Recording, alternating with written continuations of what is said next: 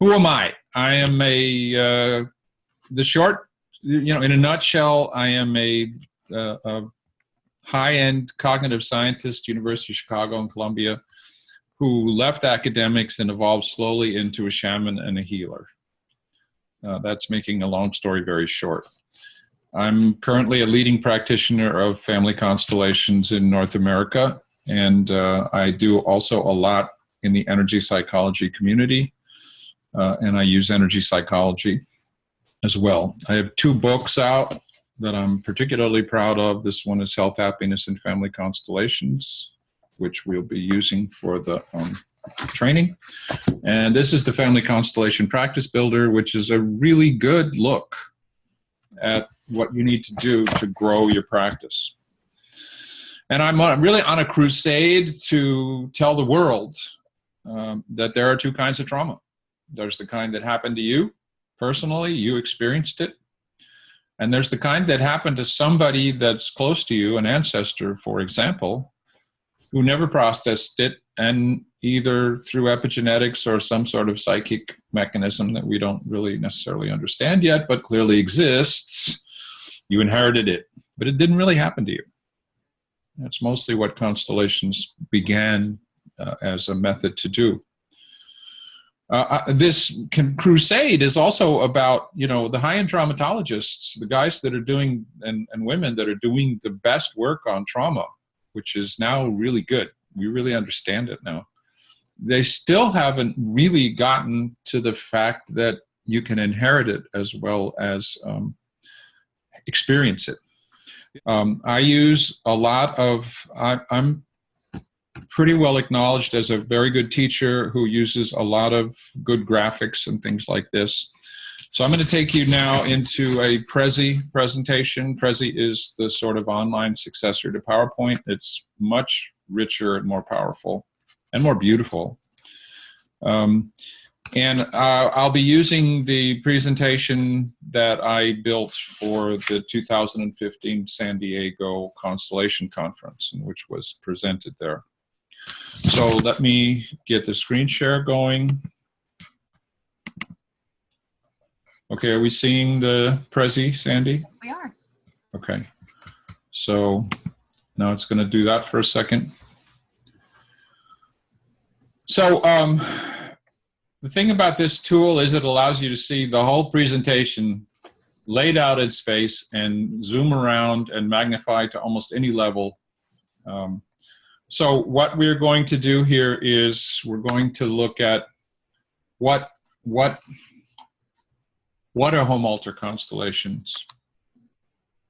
Where do they come from? Some of the how-tos. I'm going to just give you a taste of them. The whole training is about the how-tos. What home altar constellations are good for? A lot of things. I'll be showing you examples. We've got some teaching constellations here, worked through this one in detail. So we're going to do right now, before we go back and talk about the training, we're going to do what are home altar constellations and where do they come from. I can give you a definition. It's kind of a core definition from which various things can diverge. So the core is these are solitary do-it-yourself constellations. Instead of using figurines or footprints or little checkers, they use ordinary household objects as representatives. Instead of happening in a single session, they happen via regular visits. It's an iterative process that allows you to engage a lot more of your intuition.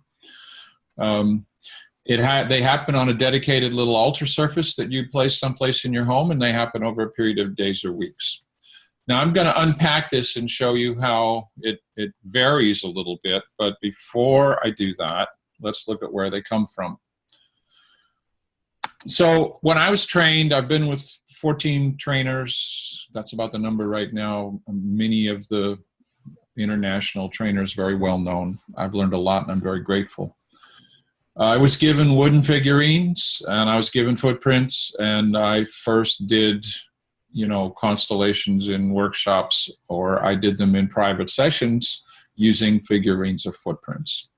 But I also did a lot of remote work and ongoing coaching or energy psychology work, and people didn't have figurines or, little footprints. And I couldn't really, I saw that there were better things I could buy, but I didn't see the point in a way. And then there's sand tray therapy, which home altar constellations are intimately related to. It works with kids. Typically, people who do this have really elaborate sets of figurines. So that's, not helping me with the remote thing. But the sense of childlike engagement that happens in sand tray therapy is really important for constellations in general, for psychic skills in general, and for home altar constellations. I was trained as a shaman by indigenous and mixed blood Native American style teachers, 1986 through 93. That worldview, which is my worldview, is that everything is alive and conscious and willing and able to communicate with us, share with us, dance with us. We just need to open our minds and show some respect and pay attention. And I was particularly taught that not to call my stuff, my medicine stuff, not to call it tools, but to call it medicine helpers. We personalized these things. So the idea, the idea of doing work with little beings on an altar coalesced with this notion of, let's do constellations that way. In an ongoing way, not necessarily just in one session. So I had a client that I was seeing on a weekly basis, and I had her set up her desired positive change and some of the issues in her ancestry. And she would send me pictures of whatever happened as she visited it over time. And it, within about 5 weeks, this just amazing constellation took place. Cats were important in this constellation because she had loved cats and was rescuing cats all over the place and had a real emotional scar around having abandoned a cat in a situation where a man was abusing her and she couldn't take the cat with her. And one of her cats actually started moving things around on the altar, and it was meaningful. So this was very cool. And so, I really thought, well, look, this is a do-it-yourself form of constellations and/or something you can do with a practitioner.